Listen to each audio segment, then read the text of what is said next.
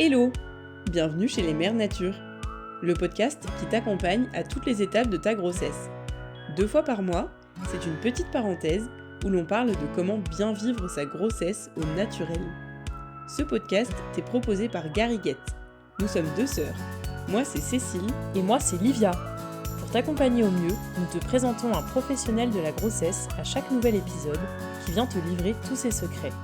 Et tu peux nous retrouver sur Instagram, sur gariguette au pluriel-fr, où tu y trouveras plein de conseils. Bonne écoute! Dans cet épisode, nous allons parler de sport pendant la grossesse aux côtés de Floriane Limonier, coach sportive et professeure de pilates. Passionnée par son métier, elle considère le sport comme une véritable thérapie pour le bien-être physique et mental, et elle va répondre à toutes les questions que vous vous posez sur les bienfaits de l'activité physique pendant la grossesse et sur les précautions à prendre. Bonjour Floriane. Bonjour Livia. Bonjour Floriane. Alors est-ce que pour commencer, tu pourrais nous parler de ton parcours et de ton expérience ? Oui, tout à fait. Alors moi j'ai commencé du coup par un DUST, métier de la forme, donc c'est un diplôme que j'ai passé à l'université de Créteil sur Paris en 2 ans. Et ensuite, juste après, je me suis lancée dans des formations pilates. J'ai également du coup fait de la prépa physique, parce qu'avant, je faisais de la compète de badminton. J'ai fait 10 ans de compétition et du coup après j'ai été amenée avec mon diplôme de coach, c'était hyper intéressant d'ailleurs, de faire de la prépa physique dans 2 clubs parisiens pour voilà, préparer les compétiteurs. Parce que s'occuper de personnes en salle et s'occuper de vrais sportifs, c'est quand même différent. Les deux sont très intéressants. Et du coup, après, j'ai rencontré Sissi Mua parce que du coup, j'ai commencé de travailler avec elle en écrivant, en tant que co-auteur, en écrivant 3 bouquins pour elle. Et puis la maison d'édition ensuite a continué à me demander si j'étais intéressée pour écrire mes propres bouquins. Et voilà, du coup là, j'en ai écrit 5 autres en tant qu'auteur. Ça aussi, c'était très intéressant. Et du coup, effectivement, dans Train Soit It, j'ai collaboré avec Sissi Mua dans un programme pour femmes enceintes. C'était très intéressant aussi. Voilà, en gros, mon parcours. Et puis du coup, pour terminer, j'ai entamé une formation diplômante en naturopathie. Et du coup, je trouve que c'est hyper intéressant et hyper logique, complémentaire avec le métier que je fais déjà. Mais voilà. Ok, en tout cas, tu as plusieurs cordes à ton arc. Ouais. J'aime bien toucher à tout et il y a beaucoup de choses qui sont intéressantes. Donc, Super. Carrément. On a bien posé la question, si tu devais décrire ton métier en 3 mots, ça serait lesquels? Alors, j'ai choisi 3 mots. J'ai choisi passion, parce que mon métier, c'est vraiment de la passion. J'ai pas l'impression de travailler, en fait. J'ai marqué sport aussi, parce que c'est sportif, dans tous les sens du terme. Bah, après, c'est peut-être moi aussi et mon caractère, mais voilà, ça bouge énormément. Mes semaines, elles sont hyper sportives. Et vibrant parce que, par exemple, votre projet, ça me fait vibrer, par exemple. Vibrant parce que voilà, j'aime pouvoir apprendre plein de choses, j'aime ce contact avec les gens, j'aime que mes journées ne se ressemblent pas. Ça rime un peu avec passion également. Ouais. Oui, tu m'étonnes. C'est 3 jolis mots en tout cas pour décrire ton métier, c'est top. Et du coup, avant d'aller un peu plus loin, on va introduire un peu ce podcast avec le fait que les gens sont souvent étonnés de voir une femme, enceinte en train de faire du sport. Est-ce qu'on est d'accord que cette idée que le sport peut être dangereux pendant la grossesse est fausse? Alors oui, c'est faux, mais après on va rentrer dans les détails parce qu'on va voir pourquoi c'est faux. Effectivement, il y a des cas où il faut faire attention, mais sinon, bien sûr que non. Si tout va bien, si tous les voyants sont au vert, on peut faire du sport jusqu'à 9 mois de grossesse sans problème. Ok, et tu disais si tous les voyants sont au vert, on en parle avec son professionnel de santé avant de s'y mettre? Ah ouais, ça par contre c'est obligatoire. Même si voilà, on est enceinte et qu'on se sent super bien, on se sent super en forme et qu'on se dit que voilà, on pourrait déplacer les montagnes. Même ça, de toute façon, il faut quand même l'avis soit de votre médecin, soit d'une sage-femme. OK, et on va peut-être parler des bénéfices du sport pendant la grossesse parce qu'il y en a beaucoup. Est-ce que tu peux nous en citer quelques-uns? Ouais, complètement. Déjà, il va améliorer le bien-être personnel. On le voit de toute façon, même sans être enceinte, quand on fait du sport, on ressort généralement, on est heureux. Ça rend heureux le sport, ça rend rarement triste. Il y a des sécrétions d'hormones qui font que, en fait, ça rebooste. La dopamine, c'est l'hormone un peu de la confiance. Ça redonne confiance en soi. On est content. Généralement, la dopamine, quand on fait quelque chose de bien et qu'on est content de soi, c'est qu'on a sécrété beaucoup de dopamine. Donc voilà, après il y a les endorphines. Les endorphines, c'est justement les hormones un peu bien-être, on plane un peu. Donc on a déjà ce premier point qui est intéressant. Ouais, c'est déjà pas mal. qui est déjà pas mal. Ça améliore le sommeil aussi. Ok. Quand on dit faire du sport, c'est de la bonne fatigue. C'est justement qu'après, derrière, en fait, vous améliorez votre sommeil. Ça crée une bonne fatigue et le corps a un endormissement plus facile et une qualité de sommeil meilleure. Ok, ça c'est un bon point parce qu'on a pas mal de femmes enceintes qui nous parlent de problèmes de sommeil justement. C'est vrai. Ouais, ça c'est hyper important. Dans l'hygiène de vie, c'est à mettre en numéro 1 le sommeil, hein. Ça régule vraiment tout. Il va permettre de mieux gérer sa prise de poids. Quand on est enceinte, il y a aussi ce fameux quand on est enceinte, on mange pour deux. Ben non. Alors après, oui, faut s'écouter. En naturopathie, justement, on apprend que il y a le corps qui doit être nourri et il y a le corps émotionnel qui a aussi besoin d'être nourri. Et parfois, ça nous arrive, et ça, c'est encore une histoire d'hormones, hein, et de fatigue aussi, et de stress, et de plein de choses.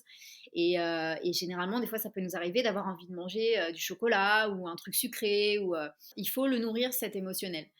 Donc voilà. Et du coup, le fait de bouger, ça déculpabilise aussi son alimentation. Moi, je dis toujours que quand on a une pratique sportive, on rentre dans un cercle vertueux après.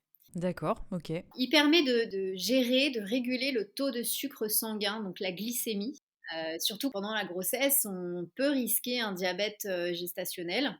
Et le diabète, en fait, c'est un taux de sucre trop élevé dans le sang. Et puis le dernier point qui est aussi important, c'est on va limiter les douleurs de dos. Donc généralement quand on est enceinte, puis plus le ventre grossit et en fait le centre de gravité va en fait ne plus être le même.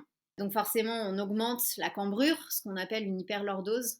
Et si on a les abdos qui sont forcément en plus avec le ventre qui a tendance à grossir, ça distend les muscles. Donc en faisant du sport régulièrement et en les entretenant, en les gainant ces abdos, vous gardez quand même cette espèce de gaine naturelle autour de la colonne qui fait que même si vous êtes en hyperlordose pendant la grossesse, vous limitez quand même les douleurs de dos. D'accord, donc on a tout à y gagner. Je pense que c'était bien complet comme réponse. Alors, premier cas de figure, si on n'était pas sportive avant la grossesse et qu'on veut s'y mettre, parce que tu nous as super bien vendu tous les bénéfices, quels seraient les sports recommandés les plus adaptés ? Alors, quand on n'est vraiment pas du tout sportive de base, commencez par des sports très doux, type la marche, faire du vélo si vous avez un vélo d'appartement ou si vous êtes inscrite dans une salle de sport, et faire du vélo ou de l'elliptique. Je ne sais pas si ça vous parle, l'elliptique. Ouais.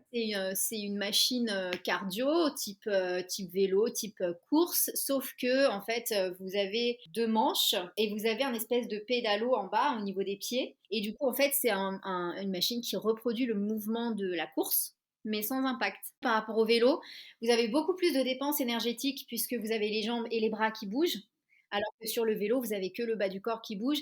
C'est pas mal aussi les sports dans l'eau. Donc la natation, vous pouvez très bien, si vous aimez nager, vous pouvez très bien faire un peu de natation, ou alors tout ce qui est aquagym, aquabike, l'eau déleste le poids du corps, donc c'est vrai que si en plus on sent qu'on a les jambes un peu lourdes, ça peut faire du bien. D'accord. Et les sports dangereux qui sont à éviter ? Alors même quand on est sportive, les sports à éviter, c'est tout ce qui est sport de contact, tout ce qui est sport collectif, type handball, basket, foot, karaté, jujitsu, tout ça, la boxe à éviter bien sûr. Ah oui. L'équitation aussi, tous les sports en fait où il y a risque de chute. J'allais dire aussi pour les personnes qui sont pas du tout sportives de base, éviter tout ce qui est HIIT, cardio training, circuit training, même le crossfit. Tous les sports très très intenses qui vont en fait élever la fréquence cardiaque au max. Ok, donc tu nous as parlé des sports doux qu'on peut commencer pendant la grossesse. Dans le cas où on était sportive avant d'être enceinte, est-ce qu'on peut continuer du coup les sports qu'on faisait avant, hormis ceux qui sont très dangereux ? Exactement, exactement. Alors en fait, si on est déjà sportif de base et que on faisait du crossfit ou de la musculation avant avec des charges quand même assez lourdes, on peut continuer, mais voilà, il faut réduire les charges. C'est-à-dire que si on faisait un squat voilà, à 50 kilos, on va plutôt peut-être le faire à 20-25 kilos. Réduire l'intensité aussi. Si on faisait du crossfit, c'est quand même assez violent le crossfit ou même du HIIT. Quand on a la condition physique, tout ça, c'est OK. Mais quand on est enceinte, voilà, on va diminuer les charges et on va diminuer l'intensité. C'est-à-dire que on va faire le circuit, on va le faire, mais on va le faire à son rythme. On va être plus dans le sport santé bien-être que dans le challenge. Donc, il faut vraiment, quand on est enceinte, il faut oublier ce côté challenge pendant au moins 9 mois et puis un peu plus parce qu'il y a aussi le postpartum. Mais voilà, être plus en je bouge, je continue de bouger, ça me fait du bien, c'est cool. Ça entretient aussi mon mental, mon corps, etc. C'est cool. OK, ça marche.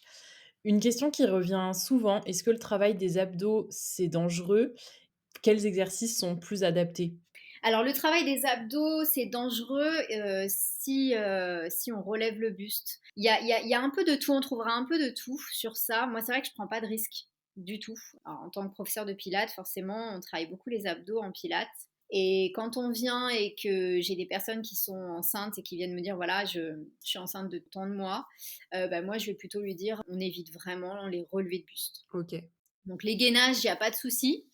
Tout ce qui est gainage, voilà. Alors après, ça va dépendre des femmes. Il y a des femmes qui vont pouvoir faire un gainage jusqu'à 6-7 mois sans problème. Il y en a d'autres, ça va tout de suite en fait leur tirer sur le ventre parce qu'il faut savoir que quand on est dans une planche, le mouvement de la planche, c'est je lutte contre la gravité. Donc voilà, ça tire. Déjà, même quand on n'est pas enceinte, ça tire énormément dans le ventre. Ça, encore une fois, je pense que c'est propre à chacune et il faut s'écouter. Si ce mouvement ne convient pas, ne pas le faire. En fait, si le sport vous crée des douleurs, vous fatigue énormément, c'est pas normal. Ouais. Donc, en fait, on évite. Faut s'écouter.